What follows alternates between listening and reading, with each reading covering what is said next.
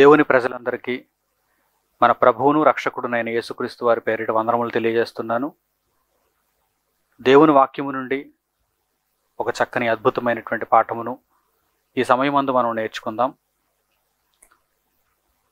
ఈ భూమి మీద మనిషి యొక్క మనుగడ, మనిషి యొక్క నాగరికత నదీ పరివాహక ప్రాంతాలలోనే ఎక్కువగా జరిగినట్టు మనకు కనిపిస్తుంది. నీరు ఉన్న చోట మనిషి నివసించడానికి ఇష్టపడతాడు. ఎందుకంటే నీరు మనిషికి ఆవాసయోగ్యం. మనిషి నివసించటానికి నీరు ఎంతగానో ఉపయోగపడుతుంది. నీరు గల ప్రాంతాలను సస్యశ్యామలంగా మనిషి మలుచుకుంటాడు. నీరు లేని ప్రాంతాలను ఎడారి ప్రాంతాలుగా మనిషి విడిచిపెడతాడు. ఎడారిలోనూ దట్టమైన అడవులలోనూ మనిషి నివసించలేడు. మనిషి యొక్క నాగరికత మనకు అక్కడ కనిపించదు. మనిషి యొక్క అభివృద్ధి శారీరకంగా నీరున్న చోట్లనే మనకు కనిపిస్తుంది.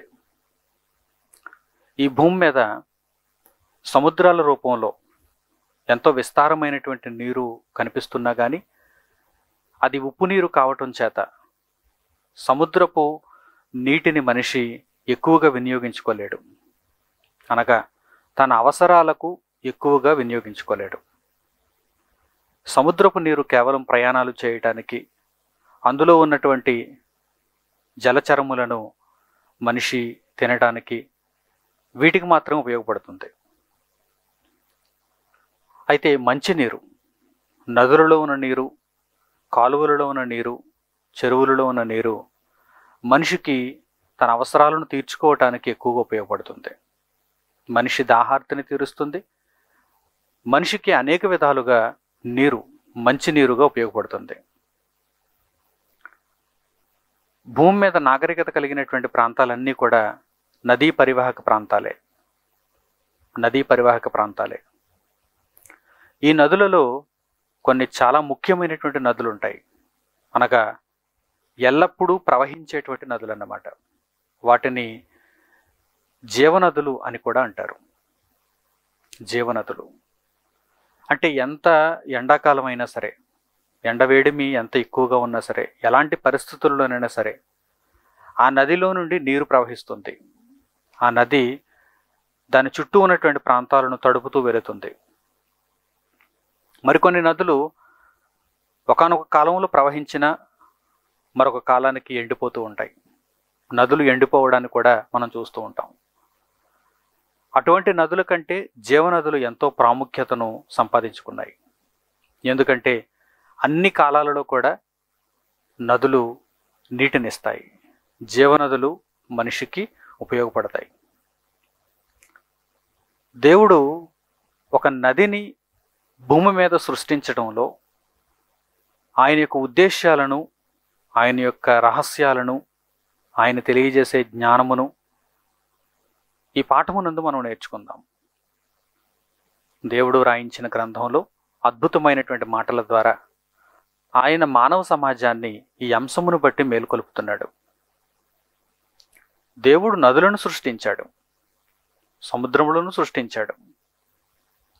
నదులను ఆయన సృష్టించటంలో ఒక ప్రత్యేకమైనటువంటి అర్థం ఉంది. దేవుడు సృష్టించినటువంటి నదుల వెనుక ఒక ప్రత్యేకమైనటువంటి పరమార్థం ఉంది. దానిని మానవ జాతి తెలుసుకోవాలనేటువంటి ఉద్దేశంతో దేవుడు నదులను సృష్టించాడు. అందులోనూ జీవనదులు మనిషికి ఎంతో ఎక్కువగా ఉపయోగపడుతున్నాయి కనుక వాటిని గూర్చి ఆలోచించినప్పుడు దేవుడు రాయించిన మాటల ద్వారా మహోన్నతమైనటువంటి సంగతులు బయలుపడతాయి. కనుక ఈ పాఠమును జాగ్రత్తగా ఆద్యంతం మీరంతా నిత్య జీవార్థమైనటువంటి సంగతులను నేర్చుకునే ఉద్దేశ్యంతో విని వాటి ప్రకారము బ్రతికి మీ యొక్క బ్రతుకులను దేవునికి దగ్గర చేసుకుంటారని నేను కోరుకుంటున్నాను. మొట్టమొదట దేవుని యొక్క గ్రంథం నుండి ఒక చక్కని మాటను మీకు పరిచయం చేస్తాను. కీర్తనల గ్రంథము 65వ అధ్యాయము 9వ వచనంలో ఈ భూమి మీద దేవుడు జరిగిస్తున్నటువంటి ఆశ్చర్యకరమైన కార్యములను గురించి కీర్తనాకారుడు వివరిస్తూ ఒక చక్కని మాటను అక్కడ తెలియజేస్తున్నాడు. కీర్తనలు 65వ అధ్యాయము 9వ వచనాన్ని జాగ్రత్తగా చూడండి. నీవు భూమిని దర్శించి దాని తడుపుచున్నావు, దానికి మహదైశ్వర్యము కలుగు చేయుచున్నావు. దేవుని నది నీళ్లతో నిండియున్నది.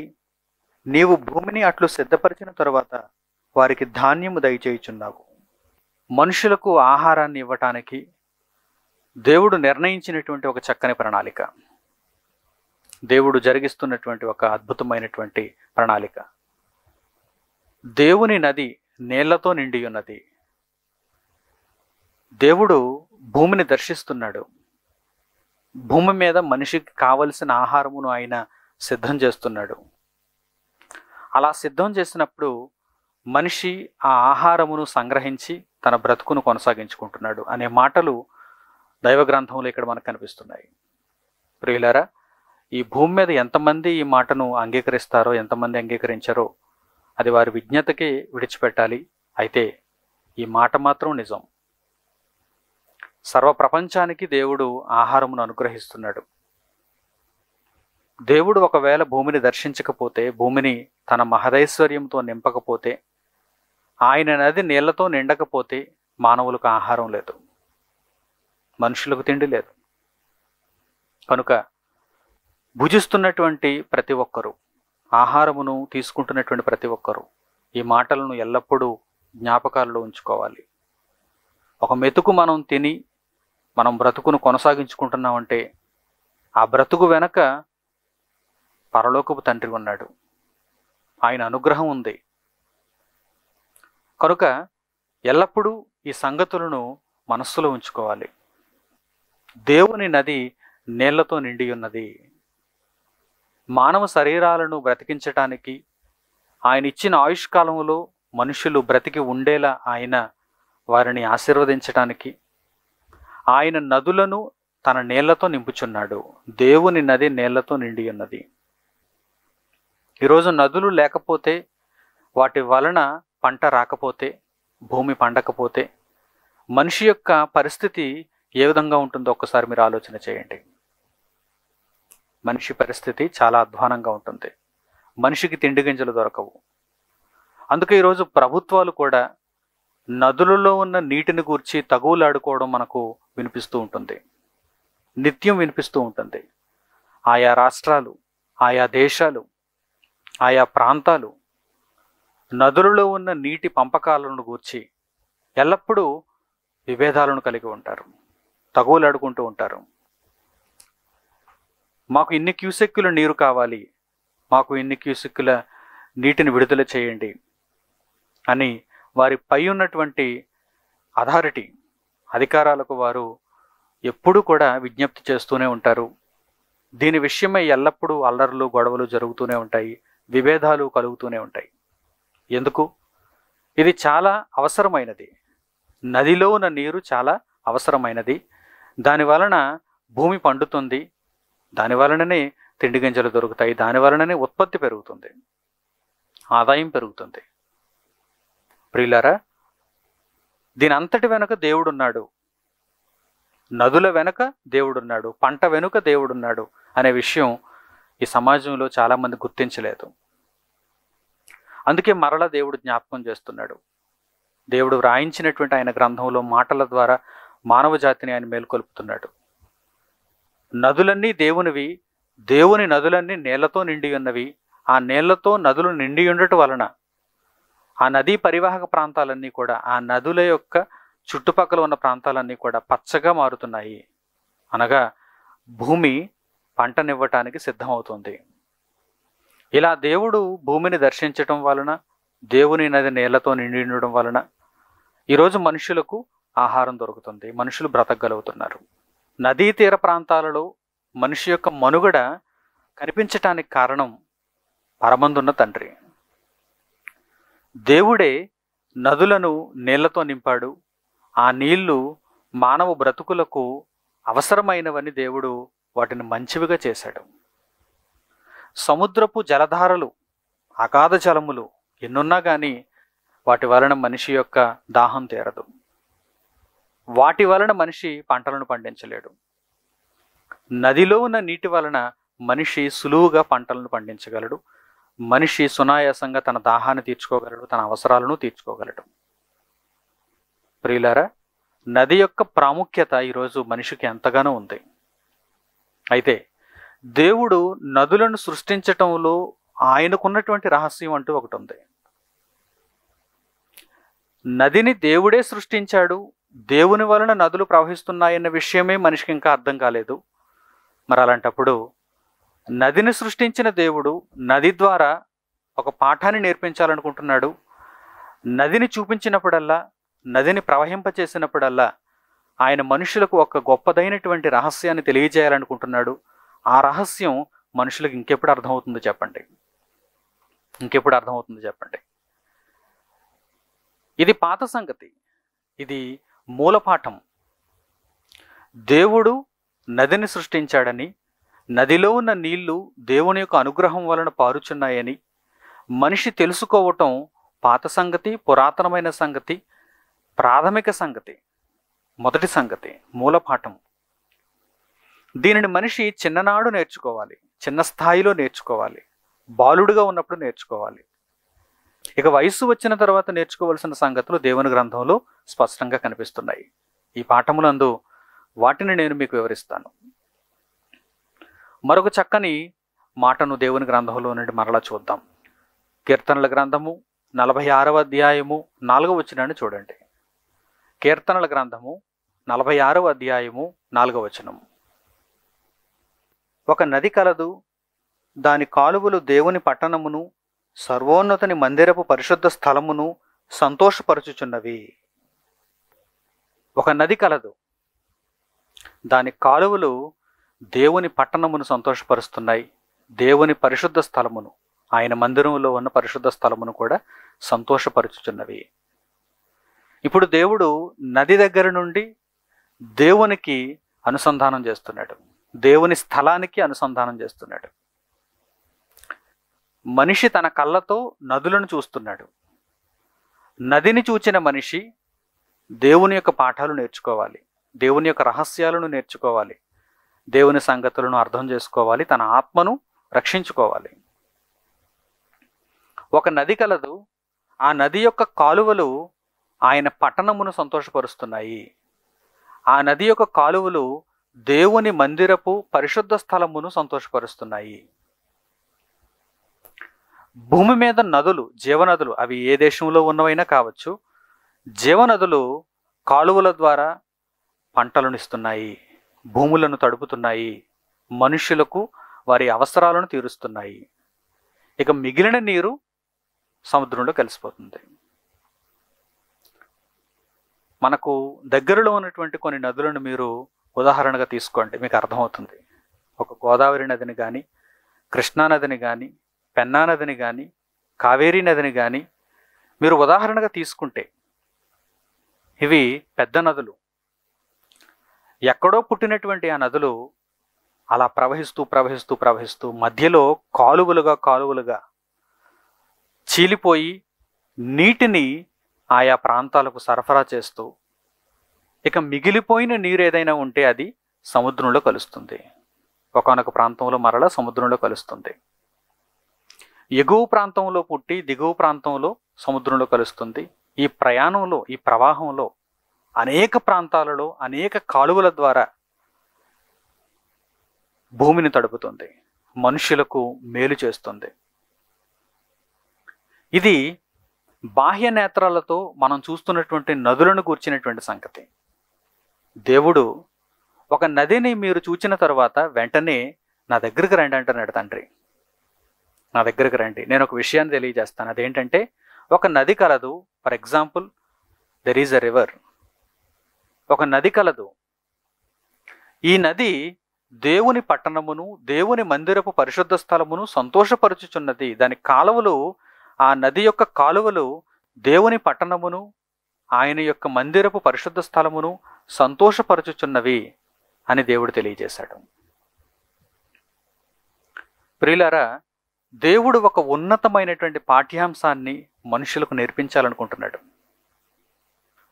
భూమి మీద వస్తువులను చూడండి, నన్ను గూర్చినటువంటి రహస్యాలను మీరు అర్థం చేసుకోండి అని దేవుడు తెలియజేస్తున్నాడు.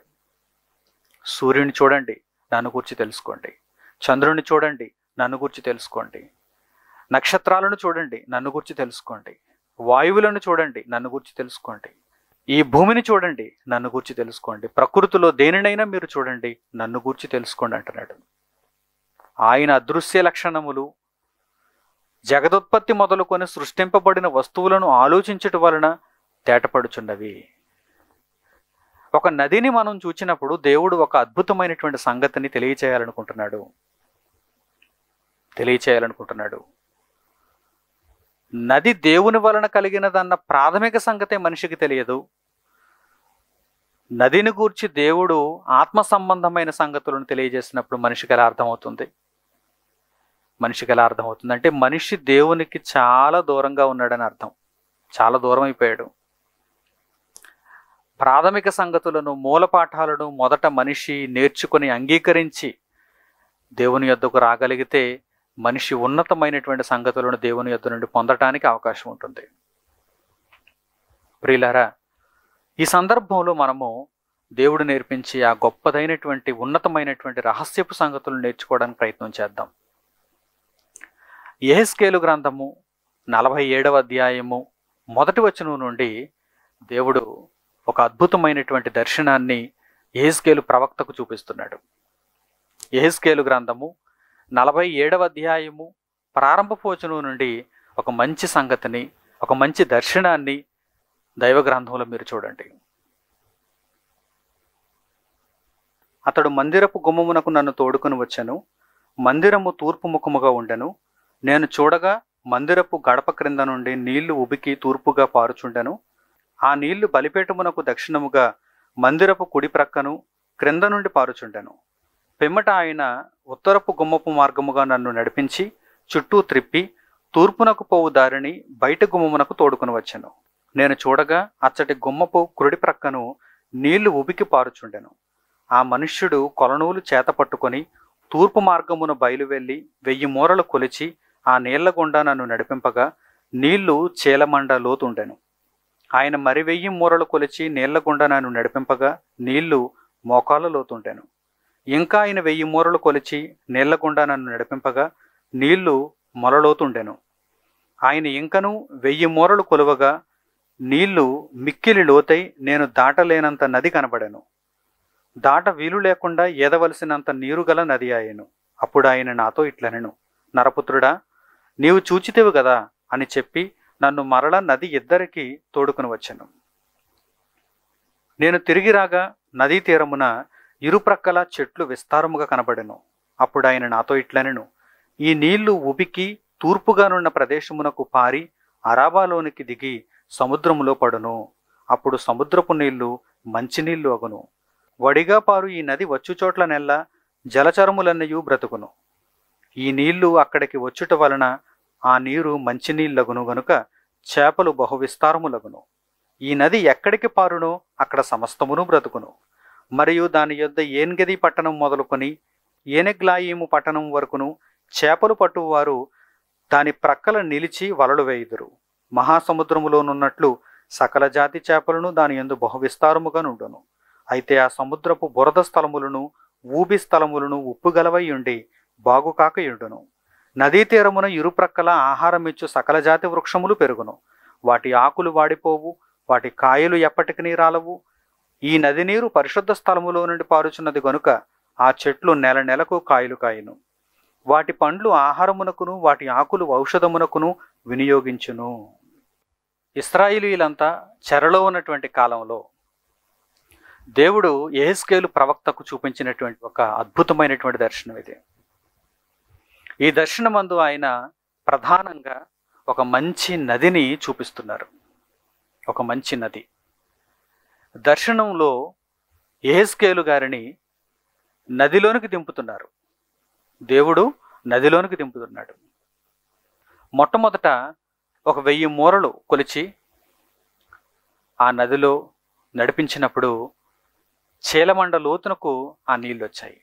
ఆ తర్వాత మరొక 1000 మూరలు కొలిపించి నడిపించినప్పుడు ఆ నదిలో నీళ్లు మోకాళ్ళ లోతు వచ్చాయి. మరి 1000 మూరలు కొలిపించి ఇంకా నడిపించినప్పుడు నడుము లోతు నీళ్ళు వచ్చాయి. ఆ తర్వాత మరి 1000 మూరలు కొలిపించి నడిపించినప్పుడు ఇక ఈదాలి, ఈ నదిలో నడవలేము, ఈ నదిలో నీరు నన్ను ముంచేటంత ఎత్తుగా కనిపిస్తుంది, ఈ నది విస్తారమైనటువంటి ప్రవాహముగా కనిపిస్తుంది అని యెహెజ్కేలు గారు చెప్తున్నారు. ప్రియులారా, ఆయనకు దేవుడు అనుగ్రహించినటువంటి ఈ దర్శనము ద్వారా సర్వమానవాళికి ఆయన ఒక చక్కని అద్భుతమైనటువంటి పాఠాన్ని తెలియజేయాలనుకుంటున్నారు. దేవుని దగ్గర నుండి, దేవుని సన్నిధి నుండి ఒక గొప్ప నది బయలుదేరింది. ఈ నది ఆయా పట్టణములను, ఆయా ప్రాంతములను తడుపుతూ సస్యశ్యామలం చేస్తూ చివరకు సముద్రంలో కలిసిపోతుంది, సముద్రంలో పడిపోతుంది. ఈ నది ఎక్కడికి వెళ్ళినా సరే ఆయా చోట్ల ఆ ప్రాంతాలను బాగు చేస్తుంది, ఆ ప్రాంతాలను చక్కబరుస్తుంది. ఈ నదీ తీరమందు అనేకమైనటువంటి గొప్ప గొప్ప వృక్షములు మొలిచాయి. వాటి యొక్క ఆకులు స్వస్థపరచడానికి ఉపయోగపడతాయి. ఆ చెట్లు పనికిరానివి కావు, ఆ చెట్లు మనుషులకు ఆహారాన్ని ఇస్తాయి, మనుషులకు ఔషధంగా ఉపయోగపడతాయి. ఆ నది ప్రవహించిన చోట విస్తారమైనటువంటి చేపలు లభ్యమవుతాయి. ఆ నది చెడ్డ నీటినంతటిని మంచినీటిగా మారుస్తుంది. ఆ నది వెళ్ళిన చోటల్లా నీరు మంచిదైపోతుంది. అయితే బురద ప్రదేశాలు, ఊబిగల ప్రదేశాలు మాత్రం అలాగే ఉండిపోయాయి. ఆ నది వాటిని చక్కబరచలేదు. ఏ నీరైతే చక్కబరచటానికి, మంచిగా మార్చటానికి ఉపయోగకరంగా ఉంటుందో ఆ నీటిని అంతటిని ఈ నది చక్కగా మార్చేసింది. బురద స్థలాన్ని, ఊబి స్థలాన్ని తప్ప మిగిలిన ప్రాంతాలన్నింటినీ కూడా చక్కగా మార్చేసింది. ఆ తర్వాత ఇది సముద్రంలో కలిసిపోతుంది. సముద్రంలో పడిన చోట, సముద్రంలో పడగానే ఆ నది వలన సముద్రపు నీరు కూడా మంచినీరు అయిపోతుంది, సముద్రపు నీరు కూడా బాగైపోతుంది. ఈ దర్శనాన్ని దేవుడు యెహెజ్కేలు గారికి చూపిస్తున్నారు. ఈ దర్శనం ద్వారా ప్రపంచానికి దేవుడు ఒక మంచి సంగతిని తెలియచేయాలనుకుంటున్నాడు. ఆయన జ్ఞానం మరుగున ఉండిపోయింది. ఆయన సంగతులు ముద్ర వేయబడినట్టుగానే ఉండిపోయాయి. మనుషులు ఈ సంగతులను ఆలోచించలేకపోతున్నారు, మనుషులు ఈ సంగతులను గ్రహించలేకపోతున్నారు. చాలా దౌర్భాగ్యపు పరిస్థితి. ఈరోజు అవివేకమైనటువంటి సంగతి ఏదైనా ఒకటి బహిర్గతమైందంటే అది ప్రపంచంలో నలుమూలలకు వెళ్ళిపోతుంది. అది ఒక చెడు మాట అయినా, అది ఒక చెడు పాట అయినా, అది ఒక చెడు నటనైనా ప్రపంచ నలుమూలలకు వెళ్ళిపోతుంది. ఆత్మను రక్షించే దేవుని మహాజ్ఞానం మాత్రం ఎక్కడ వేసిన గొంగలి అక్కడే అన్నట్టుగా ఆగిపోయింది. కారణం, మనుషులు దేవుని మీద కనీసపు గౌరవం లేనివారు, మనుషులు దేవునిని ప్రేమించనివారు. కేవలం పైకి మాత్రం మేము దేవునిని ప్రేమిస్తున్నామని చెప్పి హృదయపూర్వకంగా దేవునిని వెతకనివారు. దేవుడు ఒక మంచి దర్శనం కొన్ని వేల సంవత్సరాల క్రితం, ఒక మంచి దర్శనం ప్రవక్త అయిన యెహెజ్కేలుకు కలిగించి, అనుగ్రహించి, ఆ దర్శనం ద్వారా సర్వమానవాళికి ఒక మంచి పాఠాన్ని ఆయన నేర్పించాలనుకుంటున్నాడు. దేవుని దగ్గర నుండి ఒక నది బయలుదేరింది. ఆ నది వెళ్ళిన చోటల్లా అనేక మందికి జీవమునిస్తుంది, జీవమునిస్తుంది. జీవనది అంటే దేవుని దగ్గర నుండి బయలుదేరింది అదన్నమాట. సాధారణంగా భూమి మీద ఎండిపోని నదులను జీవనదులు అంటారు. శారీరకంగా, ప్రకృతి పరంగా వాటిని జీవనదులు అనుకున్నా, ఆత్మపరంగా దేవుడు ఒక మంచి నదిని గురించి పరిచయం చేస్తున్నాడు. ఆ నదికి జీవనది అని పేరు. ఎందుకంటే ఆ నది వెళ్ళిన చోటల్లా మనుషులను బ్రతికిస్తుంది, చెడ్డ నీటిని మంచినీరుగా మారుస్తుంది. సముద్రంలో పడితే సముద్రంలో నీరు మంచిదైపోతుంది. ఈ నది దేనిని సూచిస్తుంది? దేవుడు ఆత్మీయార్థంతో ఒక దర్శనం రూపంలో చూపించినటువంటి ఈ నది దేనిని సూచిస్తుంది? దేవుడు ఏ విషయాన్ని తెలియజెప్పాలనుకుంటున్నాడు? దీనిని ఆలోచన చేయాలి. యెహెజ్కేలు గారికి వచ్చినటువంటి ఈ దర్శనంలో ఆయన చూపించినటువంటి నదిని పోలిన ఆ సంఘటన ఎప్పుడు జరిగింది, దానిని మనం ఎలా అర్థం చేసుకోవాలి, ఆ నది వలన మనం ఆత్మీయమైనటువంటి మేలులను ఎలా పొందాలి, ఇది మనకు అర్థం కావాలంటే బైబిల్ గ్రంథమును పరిశోధన చేయాలి. దేవుని గ్రంథమును చదువుతూ పరిశోధిస్తూ ఆయన ఎడల భయభక్తులు కలిగి ఆయనను సమాధానమును అడగాలి. అప్పుడు ఆయన పరిశుద్ధ గ్రంథంలోనే సమాధానమును అనుగ్రహిస్తాడు. జకరియా గ్రంథము 14వ అధ్యాయము 8వ వచనంలో దీనిని గూర్చినటువంటి మరొక చక్కని వివరమును దేవుడు రాయించాడు. దేవుని గ్రంథమును మనం పరిశోధన చేస్తే, అలా చదువుతూ ముందుకు వెళితే జకరియా గ్రంథము 14వ అధ్యాయము 8వ వచనంలో ఒక చక్కని రహస్యం దేవుడు బయలుపరిచాడు. దానిని చూద్దాం. ఆ దినమున జీవజలములు యెరూషలేములో నుండి పారి సగము తూర్పు సముద్రమునకును సగము పడమటి సముద్రమునకును దిగును. వేసవి కాలమందును చలికాలమందును అలాగుననే జరుగును. ఇక్కడ జకరియా ప్రవక్త ద్వారా దేవుడు తెలియజేస్తున్నటువంటి సంగతులు. యెహోవా దినము వచ్చిచున్నది, యెహోవా దినము వచ్చిచున్నది అని అక్కడ వ్రాయబడింది. అధ్యాయం ప్రారంభంలో మీరు చూస్తే యెహోవా దినమును గూర్చి ప్రస్తావించబడింది. ఆ యెహోవా దినమున జీవజలముల నది ప్రవహించి సగము తూర్పు వైపునకు సగము పడమటి వైపునకు అది ప్రవహిస్తుంది. అంటే సకల ప్రాంతములకు అది విస్తరిస్తుంది అన్నట్టుగా ఇక్కడ తెలియజేయబడింది. జీవజలముల నది ఎప్పుడు ప్రవహిస్తుంది, ఎప్పుడు మనుషులకు పూర్తిగా అందుబాటులోనికి వస్తుంది అనగానే యెహోవా దినమున, యెహోవా మహాదినమున అని వ్రాయబడింది. దేవుడు భూమి మీద నిర్ణయించిన కాలం, దేవుడు మనుషులకు జీవజలములను ఒక నది రూపంలో అనుగ్రహించిన కాలం. ఏమిటా కాలం? ఆ కాలం ఏమిటై ఉంటుంది?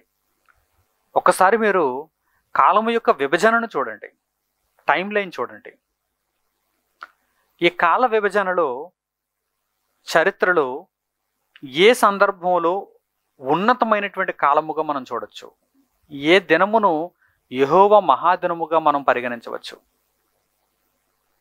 దేవుడు భూమి మీద ఆదామును సృష్టించిన దినమున, ఆదాము దేవుడు తినవద్దని చెప్పిన వృక్షఫలమును తిన్న దినమున, ఆదాము హవ్వలకు దేవుడు గర్భఫలమును అనుగ్రహించిన దినమున, నోవహు జలప్రళయం భూమి మీద ప్రారంభమైన దినమున లేక జలప్రళయం ముగింపబడిన దినమున, దేవుడు అబ్రహామును దర్శించిన దినమున, దేవుడు ఇశ్రాయేలీయులను ఏర్పాటు చేసుకున్న దినమున, దేవుడు ఇశ్రాయేలీయులకు వాగ్దత్త దేశమును అనుగ్రహించిన దినమున, దేవుడు ఇశ్రాయేలీయులకు రాజును నియమించిన దినమున, ఇశ్రాయేలీయులు చెరలోనికి వెళ్ళిపోయిన దినమున, ఏ దినము మహాదినముగా పరిగణింపబడుతుంది?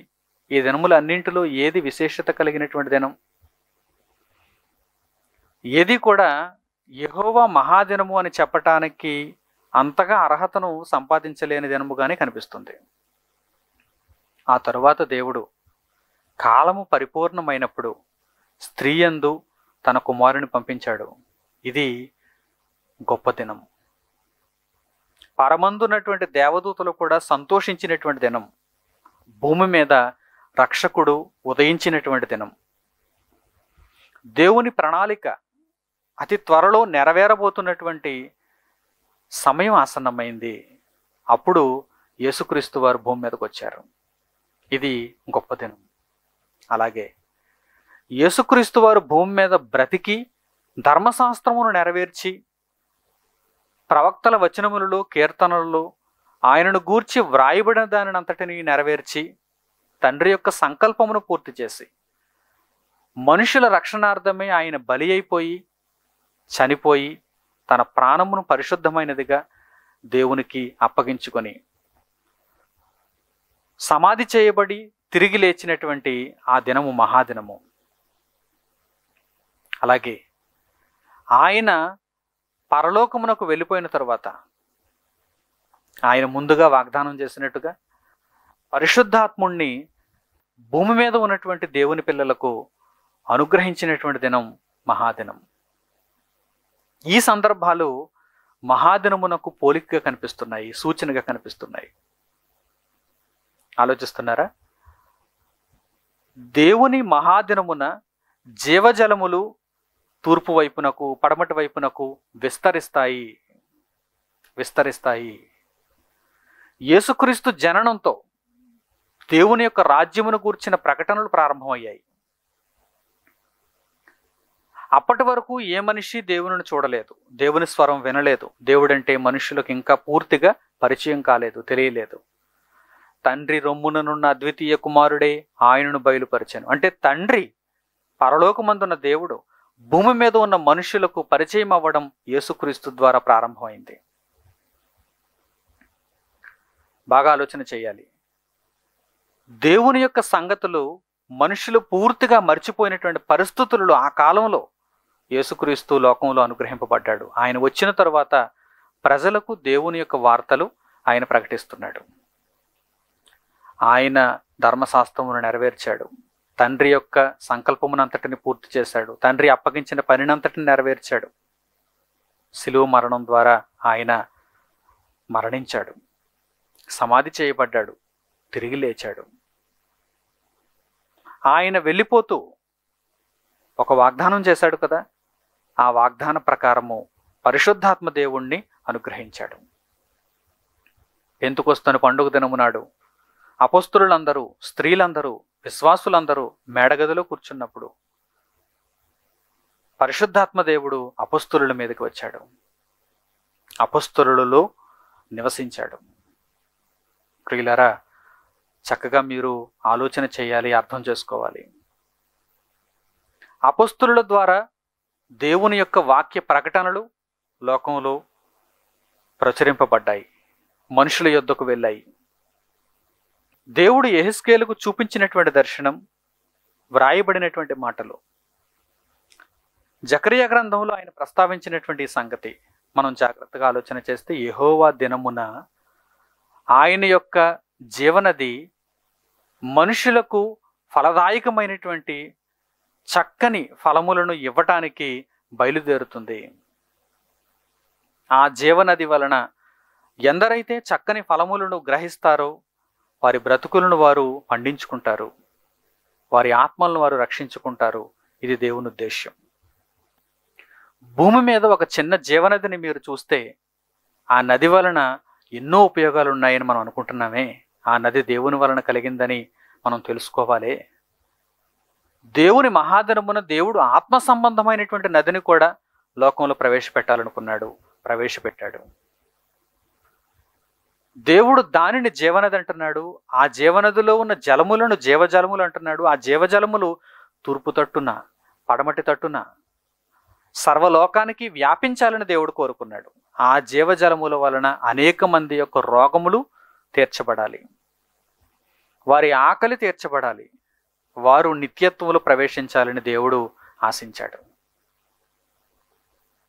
ఇప్పుడు దేవుని గ్రంథంలో ఇంకా మనం ముందుకు వెళితే, యేసుక్రీస్తు ప్రభువారు భూమి మీదకు వచ్చిన తర్వాత ఆయన బోధ చేస్తున్నప్పుడు ఒకానొక సందర్భంలో సమరయ స్త్రీతో సంభాషణను కొనసాగిస్తున్నారు. సమరయ స్త్రీతో మధ్యాహ్నం వేళ యాకోబు బావి దగ్గర సరిగ్గా మంచినీటిని గూర్చి జరిగిస్తున్నటువంటి సంభాషణలో యేసుక్రీస్తు వారు సమరయ స్త్రీతో, అలాగే సర్వ ప్రపంచంతో, ఈ మాటల ద్వారా సర్వ ప్రపంచంతో మాట్లాడుతున్నారు. జీవజలములను గురించి ఆయన ప్రస్తావిస్తున్నారు. దేవుడు యెహెజ్కేలు దర్శనములో చూపించినటువంటి ఆ జీవజలముల నది ఎవరనుకుంటున్నారు? ఆ జీవజలముల నది ఎక్కడ దొరుకుతుంది అనుకుంటున్నారు? ఆ జలములు ఎక్కడుంటాయనుకుంటున్నారు? ఆ జలముల వలన ఎలా స్వస్థతను పొందగలం అనుకుంటున్నారు? యేసుక్రీస్తు ప్రభు వారు జరిగించినటువంటి ఆ సంభాషణను మనం చూస్తే మనకు అర్థమవుతుంది. యోహాను సువార్త 4వ అధ్యాయము 10వ వచనం నుంచి జాగ్రత్తగా చూడండి. యోహాను సువార్త 4వ అధ్యాయము 10వ వచనం నుంచి. అందుకు యేసు, నీవు దేవుని వరమును నాకు దాహమునకిమ్మని నిన్ను అడుగుచున్నవాడెవడో అదియు ఎరిగియుంటే నీవు ఆయనను అడుగుదువు, ఆయన నీకు జీవజలమిచ్చునని ఆమెతో చెప్పాను. అప్పుడు ఆ స్త్రీ, అయ్యా, ఈ బావి లోతైనది, చేదుకొనుటకు నీకేమీ లేదే, ఆ జీవజలము ఎలాగు నీకు దొరుకును? తానును తన కుమారులను పశువులను ఈ బావి నీళ్లు త్రాగి మాకిచ్చిన మన తండ్రి అయిన యాకోబు కంటే నీవు గొప్పవాడవా అని ఆయనను అడిగాను.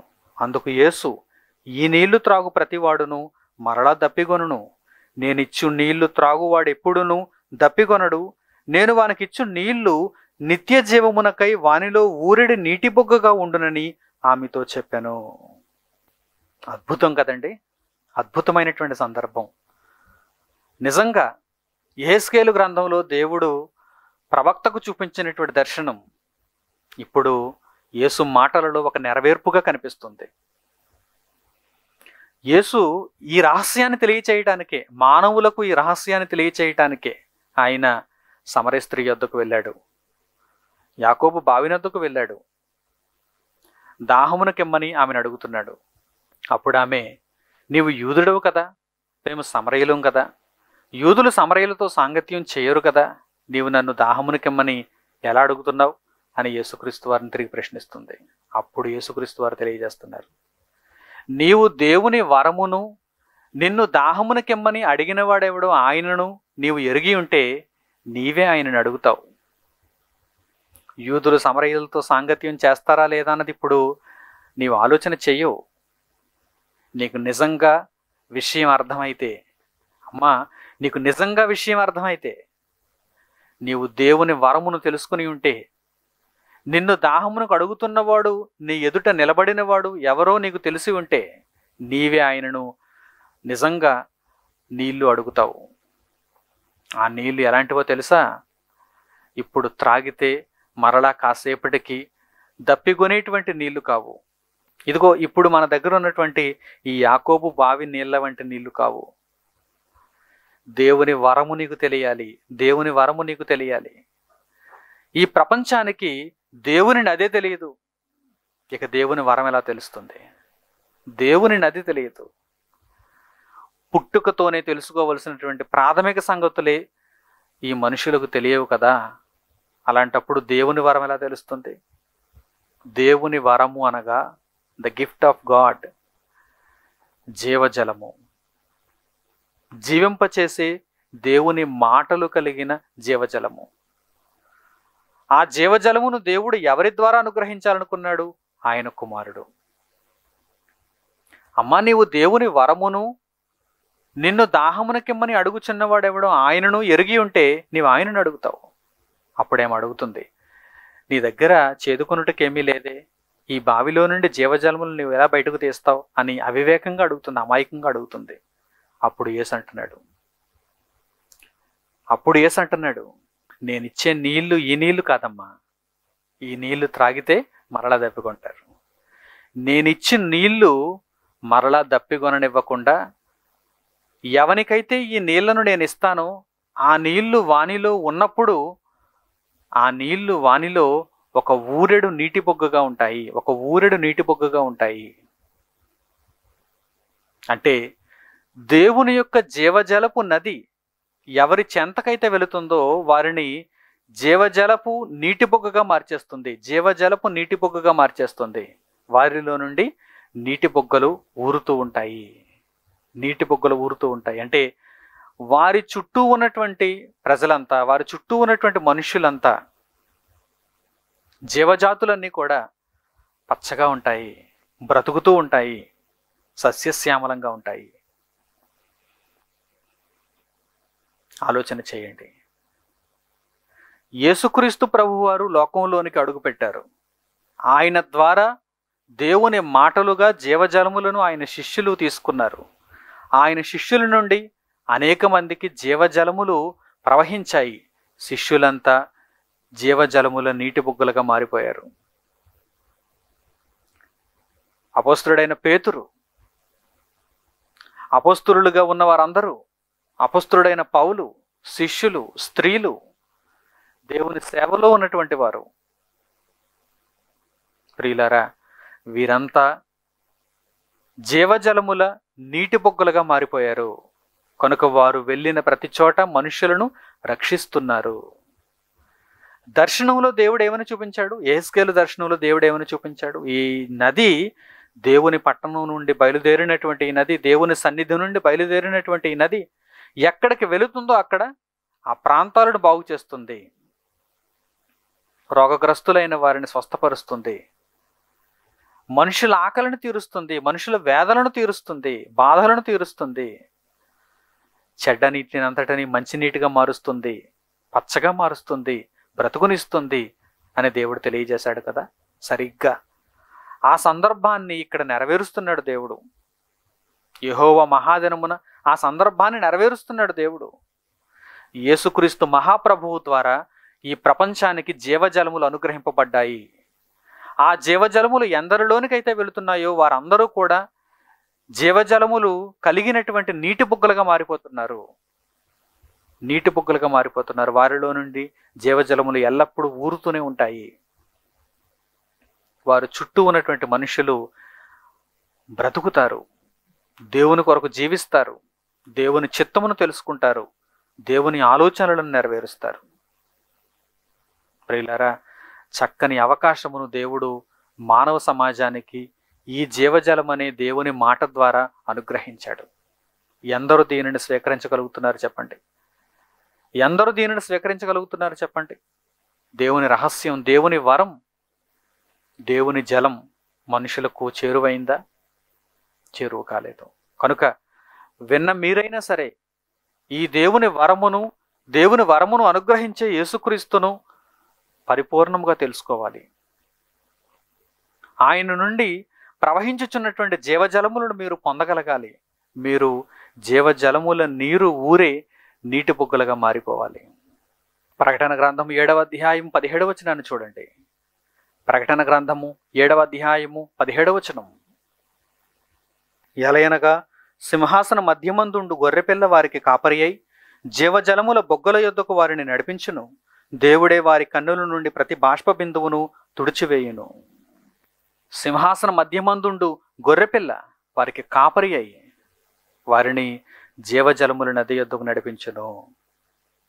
వారి కన్నుల నుండి ప్రతి బాష్ప బిందువును తుడిచివేయును.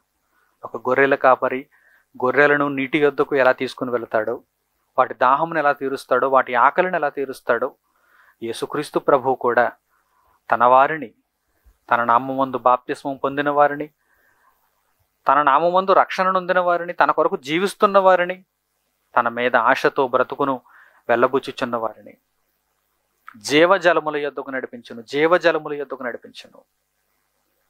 వారి కన్నుల నుండి ప్రతి బాష్ప బిందువును తుడిచివేయను.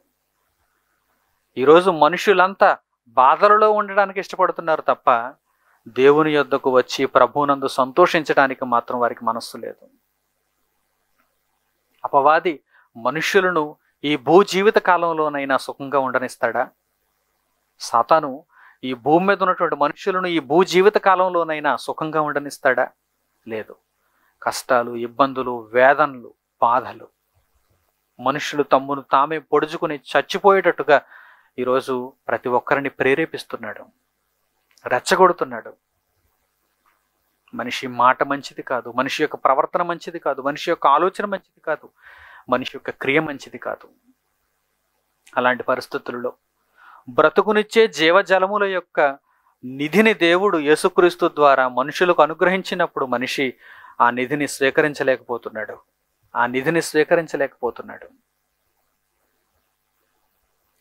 ఆ యేసుక్రీస్తు ఏమంటున్నాడు? ఆ యేసుక్రీస్తు మనుషులతో ఏమంటున్నాడు? నేను మిమ్మును జీవజలముల నది యొద్దకు నడిపిస్తాను. జీవజలముల యొద్దకు మిమ్మును నడిపించినప్పుడు మీ ఆకలి, మీ బాధ, మీ వేదన అన్నీ తీరిపోతాయి. మిమ్మును సంతోషింపచేస్తానంటున్నాడు ఆయన. ప్రభువునందు మిమ్మును సంతోషింపచేస్తానంటున్నాడు ఆయన. మీ కన్నుల నుండి ప్రతి బాష్ప బిందువును తుడిచివేస్తానంటున్నాడు ఆయన. ఏది? మనుషులకి ఆలోచన, మనుషులకి ఆశ ఉందా? భూమి మీద శారీరకంగా మనిషి బ్రతుకును పండించటానికి ఒక జీవనది ఎంతో ఉపయోగకరమైతే, ఆత్మీయంగా మనిషి ఆత్మను రక్షించటానికి దేవుడు అనుగ్రహించిన ఈ జీవజలం అనే నది యేసుక్రీస్తు, ఆయన మాటలు ఎంత ఉపయోగకరం మీరు చెప్పండి. భూమి మీద ఉన్న జీవనదుల కంటే దేవుడు అనుగ్రహించిన జీవజలముల నది అయిన యేసుక్రీస్తు ఎంత ఉన్నతుడు చెప్పండి. ఆయనను ఈ ప్రపంచం చూడగలిగిందా?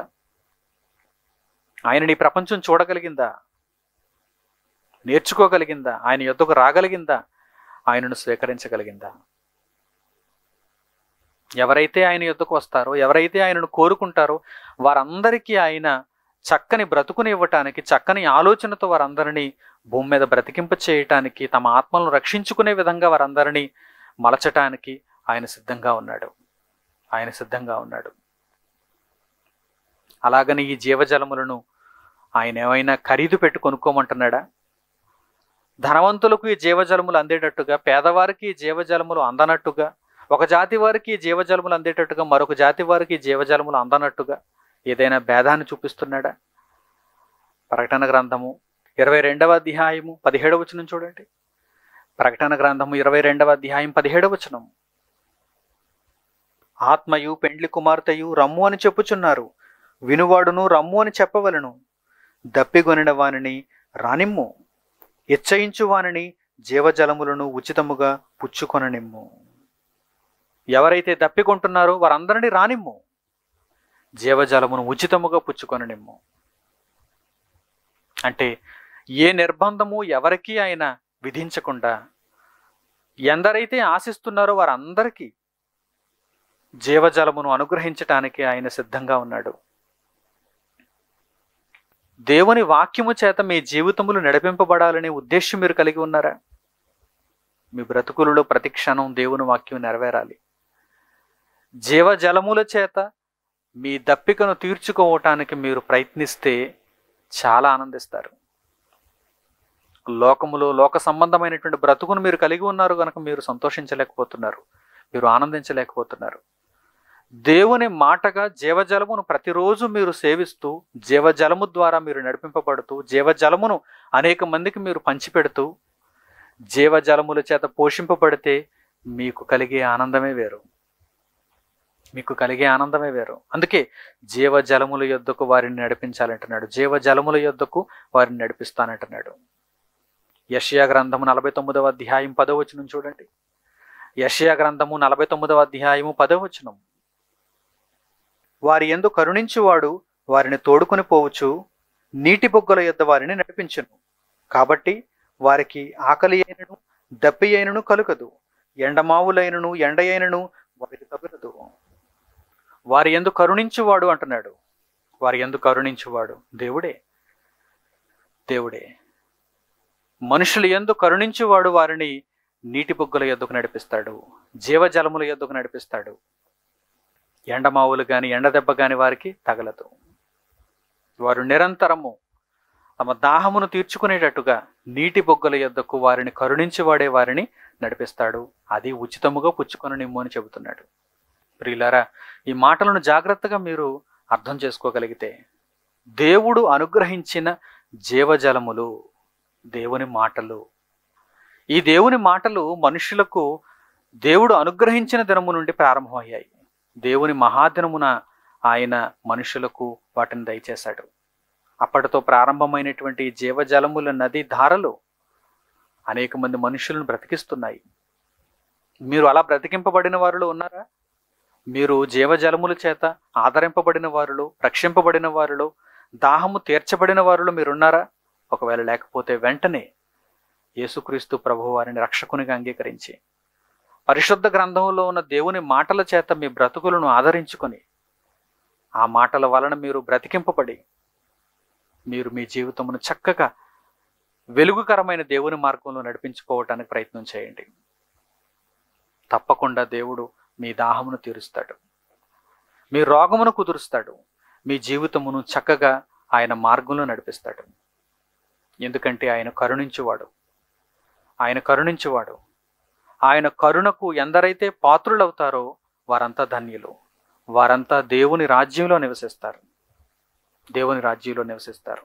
కనుక నిత్య జీవమందు మీ ఆత్మను కాపాడుకునే ఉద్దేశ్యం మీలో ఉంటే కనుక దేవుడు మానవాళికి దయచేసినటువంటి జీవజల నదిగా, జీవజలపు ఊటగా ఉన్న యేసుక్రీస్తు ప్రభువు వారిని మీ రక్షకునిగా అంగీకరించి మీ జీవితంలో ప్రభువును ధరించుకొని ప్రభువు కొరకు జీవిస్తూ, ప్రభు మార్గంలో నడుచుకుంటూ అంతము వరకు రక్షణను జాగ్రత్తగా కాపాడుకుంటారని దేవుని మాటలను బట్టి మీ అందరినీ హెచ్చరిస్తూ ఈ దేవుని వాక్యముని ఇంతటితో ముగిస్తున్నాను. తలలు వంచి కండ్లు మూసుకొని ప్రార్థనలో ఏకీభవించండి. పరిశుద్ధుడా, సర్వోన్నతుడా, మీరు దయచేసిన ఈ చక్కని వాక్య భాగము కొరకు మా హృదయపూర్వకమైన కృతజ్ఞతాస్తుతులు తండ్రి. మీ ఆలోచనను నెరవేర్చుటకు మీరు దయచేసిన జీవజలములను మా దాహార్తిని తీర్చుకుని నిమిత్తము, మా బ్రతుకులను నిలబెట్టుకుని నిమిత్తము, నిత్య జీవార్థమై మా ఆత్మను రక్షించుకుని నిమిత్తము అనుగ్రహించమని మిమ్మల్ని కోరుకుంటున్నాము. మీరు మానవుల ఎడల కరుణ కలిగిన వారు, దయ కలిగిన వారు.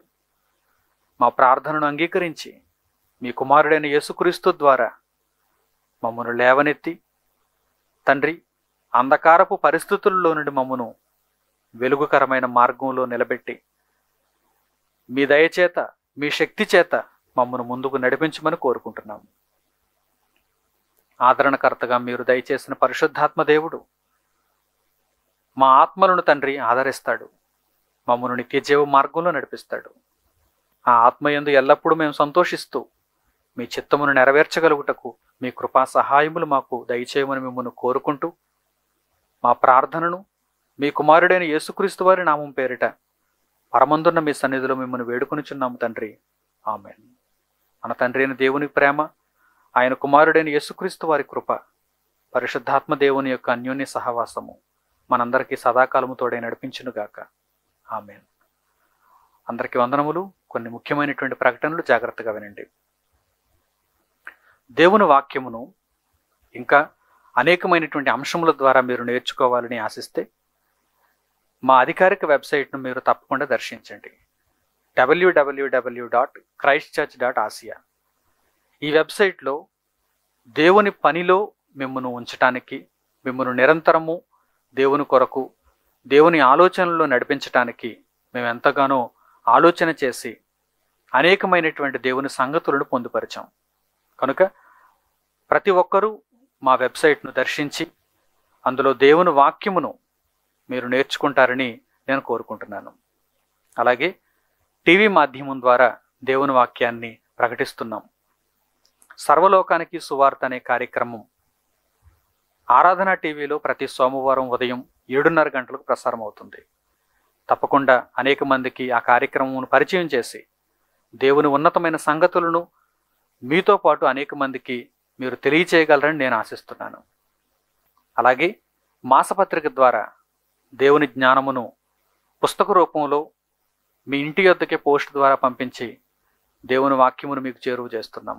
సర్వలోకానికి సువార్త అనే మాసపత్రిక కావలసిన ప్రతి ఒక్కరు మీ పేరు, మీ చిరునామా మాకు తెలియజేసి చందాదారులుగా చేరగలిగితే తప్పకుండా ప్రతి నెల ఒక ఉన్నతమైన పాఠ్యాంశంతో దేవుని జ్ఞానమును నేర్చుకునే అవకాశం మీకు కలుగుతుంది.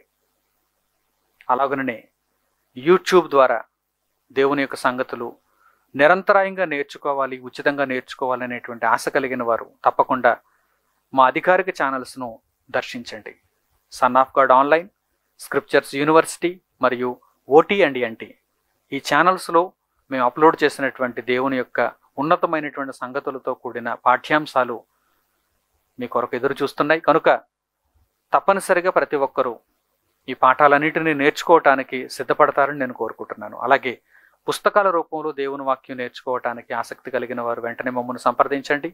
సర్వలోకానికి సువార్త అనే పుస్తకం, నిత్యజీవ పరిశోధన 2017, 2018 పుస్తకాలు, జీవించే కల ఎలా అనే ఉన్నతమైనటువంటి పాఠ్యాంశములతో కూడిన పుస్తకం, దేవుడు తీసిన సినిమా అనే అద్భుతమైనటువంటి రచనతో కూడినటువంటి పుస్తకం, ఇవన్నీ కూడా సిద్ధంగా ఉన్నాయి.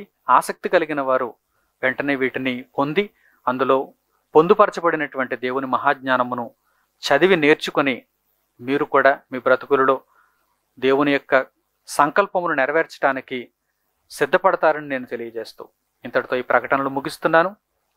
ప్రభు యొక్క కృప మీ అందరికీ తోడైండునుగాక. అందరికీ వందనములు.